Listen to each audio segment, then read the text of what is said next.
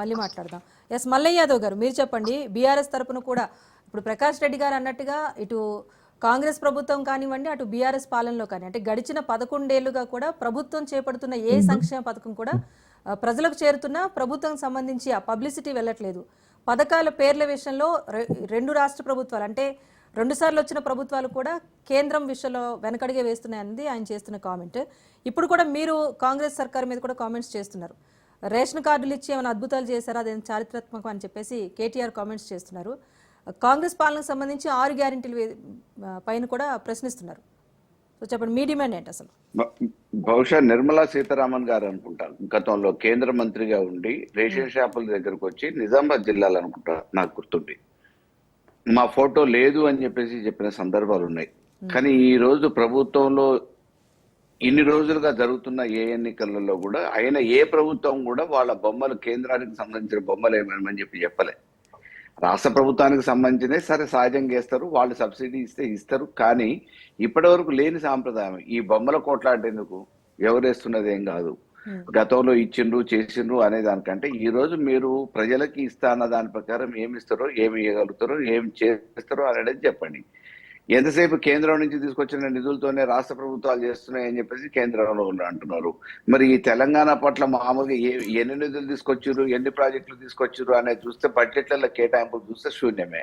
మేము మాత్రం అన్ని చేస్తున్నాం. దేశవ్యాప్తంగా వస్తున్న పథకాలలో మరి మేము పన్నులు కట్టట్లేదు. ఈ తెలంగాణ ప్రజలు ప్రభుత్వం ఏదన్నా ఉండనివ్వండి, రాష్ట్ర ప్రభుత్వం ఏది ఉన్నా కానీ తెలంగాణ ప్రజలు పన్నులు కూడా కడుతున్నారు. పన్నుల రూపంలో ప్రజలు కట్టిన దానికి కేంద్ర ప్రభుత్వంగా ఆయా రాష్ట్రాలకు ఇవ్వాల్సిన వాటాలో భాగంగా డబ్బులు చెల్లించకుండా వస్తువుల రూపంలో మామూలుగా ఇక్కడ ఉన్న ప్రజలకు ఇవ్వాల్సిన దాంట్లో నిధులు కేటాయించేసి ఇస్తారు. అది ఎవరి సొంత జేబుల నుంచి, కేంద్ర ప్రభుత్వం జేబుల నుంచి కూడా కాదు, రాష్ట్ర ప్రజా ధనం నుంచే ఇక్కడ కడుతున్న పన్నుల రూపంలో కేంద్రకు పోతున్న దాన్ని మళ్ళీ రివర్స్ గా మా రాష్ట్ర కేటాయింపులు ఏవైతే మా రాష్ట్ర నిధులు ఉన్నాయో ఆ కేటాయింపుల్లో భాగంగా ఇస్తున్నారు తప్ప ఇది వీళ్ళు ఇస్తున్నది వాళ్ళు ఇస్తున్నది అనేది కొట్లాడుకోవటం దీనివల్ల పెద్ద జరిగేది ఏం లేదు. ఎవరు పేరు పెడతారు ఏంటిది అని అనేది రాష్ట్ర ప్రభుత్వాలు వచ్చిన తర్వాత వాళ్ళ ఆ పేర్లు పెట్టుకుంటుంటే మా పేరు పెట్టాలి మీ పేరు పెట్టాలి అనేది కాదు. ప్రజలకు ఏం చేస్తున్నారు, ఈ పేర్లు పెట్టే కొట్లాడ కాకుండా ప్రజలకు ఇవ్వగలిగింది మీరు ఇవ్వండి.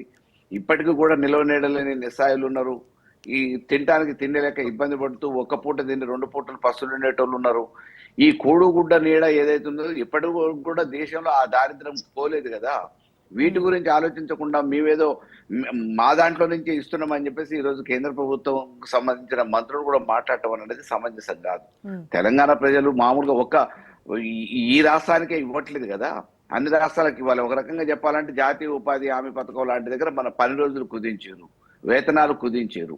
వేరే రాష్ట్రాల కంటే మన దగ్గర తక్కువ ఉన్నాయి 10 దినాలు. కాబట్టి ఈ వివక్ష జరుగుతూనే ఉంది. ఇప్పటి వరకు చెప్పుకోదగ్గ ప్రాజెక్టులు తీసుకురాలేదు, తెలంగాణకి నిధులు కూడా తీసుకురాలేదు. ఈ చిన్న చిన్న సంక్షేమ కార్యక్రమాలలో మీ వాటాగా ఇవ్వాల్సిన బాధ్యత అది. మేము కూడా పన్నులు కడుతున్నాం. ఈ తెలంగాణ ప్రజానికం తెలంగాణ ప్రభుత్వం నుంచి పన్నులు పోతున్నాయి. డెఫినెట్ గా మీరు కేంద్ర వాటాగా మీరు మా రాష్ట్రానికి ఇవ్వాల్సిందే, అందులో ఎటువంటిది లేదు. అది కాంగ్రెస్ ది కాదు, ఇటు బీజేపీది కాదు, రాష్ట్ర ప్రజల సొమ్మే రాష్ట్ర ప్రజలకు ఇస్తున్నారు. కాబట్టి ఈ సంక్షేమాల పేరు మీద మళ్ళీ చెప్పండి. ఇప్పుడు మీరు అన్నట్టుగా వివక్ష చూపిస్తోంది కేంద్రం అనేది ఇటు కాంగ్రెస్ సర్కార్ చెప్తున్న మాటే, బీఆర్ఎస్ నుంచి వస్తున్న మాటే.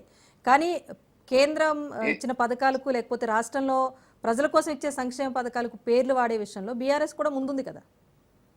ఇప్పుడు మేము కేసీఆర్ కిట్టు ఇటువంటి అనేది దేశంలో ఎక్కడ లేని విధంగా మొదలు పెట్టినాం. ఆ రోజు మామూలుగా ఇచ్చినవి కూడా అందినాయి. ఆ రోజు తెలంగాణ ప్రభుత్వం ద్వారా అందిన అనేక పథకాలు వాటికి డిఫరెంట్ పేర్లు పెట్టారు. మరి ఈ రోజు వీళ్ళకి అబ్జెక్షన్ ఎందుకు వస్తుందో అనేది వాళ్ళు ఆలోచించుకోవాలి. ఇంతకుముందు ప్రకాష్ రెడ్డి గారు అంటున్నారు తెలంగాణ ప్రభుత్వంలో అసలు రేషన్ కార్డులే ఇవ్వలేదని.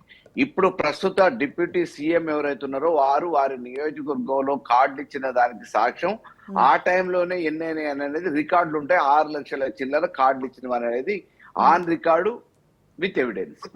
కాబట్టి ఈ రోజు అసలే ఇవ్వకుండా అనే కాదు, మధ్యలో మామూలుగా అనుకున్న దాని ప్రకారం పెళ్లిళ్ళైన కొత్తగా వివాహం చేసుకొని అత్తగారింటికి వచ్చిన కోడలకి ఇంక్లూడ్ చేయలేకపోవచ్చు. వేరుపడ్డ కుటుంబాలకి రేషన్ కార్డు కొన్ని రాకపోవచ్చు. ట్రాన్స్ఫర్ అయిన వాళ్ళకి మళ్ళీ షిఫ్ట్ అయిన దాంట్లో కొన్ని కార్డులు వచ్చినాయి. కొన్ని వేరు ప్రాంతాలలో ఈ జిల్లాలో ఉన్న వాళ్ళకి మామూలుగా కార్డుల దీంతో పాటు వేరే దగ్గర ఉన్న వాళ్ళకి కూడా ఇక్కడ ఉన్న కార్డులు కూడా ఉన్నాయి కొన్ని.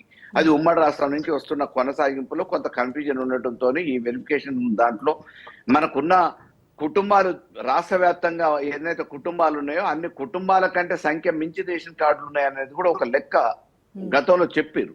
కాబట్టి ఇటువంటి వాటి కన్ఫ్యూజన్ వల్ల మా తెలంగాణ ప్రభుత్వంలో రేషన్ కార్డులు ఇవ్వలేదు అనేది కాదు, మీరు రికార్డు ఇప్పుడు కూడా వెరిఫై చేసుకోవచ్చు. 2021లో ఇప్పుడున్న బట్టి గారే కార్డులు ఇచ్చారు. ఆ కాలంలోనే ఆ టైంలోనే మిగతా నియోజకవర్గాలలో కూడా ఇవ్వడం జరిగింది. కాబట్టి 6,46,000 చేంజ్ ఆల్రెడీ మామూలుగా అధికారికంగా లెక్కలు ఉన్నాయి. ఆ రోజు ఇచ్చినాం, కాకపోతే సంపూర్ణంగా ఇవ్వలేకపోవచ్చు, సంపూర్ణంగా దొరకపోవచ్చు. ఈ రోజు ఈ ప్రభుత్వం ఏర్పడ్డప్పటి నుంచి మేము ఇస్తున్నాం అని చెప్పి వాయిదాలు వేసుకుంటూ వస్తున్నారు తప్ప ఎక్కడ ఇచ్చింది లేదు. ఇచ్చిన ఏవైతే తయారైనాయి అని చెప్పారో తయారైనాయన్ని తప్పుల తడగ్గా ఉన్నాయి. ధనికులకు వచ్చినాయి, భూస్వాములకు వచ్చినాయి, ఉద్యోగస్తులకు వచ్చినాయి, కార్లు ఉన్న వాళ్ళకి వచ్చినాయి, అసలైన అరువులకు రాలేదని గగ్గోలు పెడతా ఉన్నారు. గ్రామ సభలలో చూస్తూనే ఉన్నాం మనం. కాబట్టి ఈ రోజు పాలన ప్రజల్ని గాలికి వదిలేసి వాళ్ళు ఎంత సేపు సంపాదన మీద ఆలోచిస్తున్నారు తప్ప కాంగ్రెస్ నాయకులు పరిపాలకులు ప్రజల మీద దృష్టి పెట్టట్లేదు అనటానికి నిన్న మొన్న జరిగిన గ్రామ సభలే ఒక తార్కాణం. రైట్.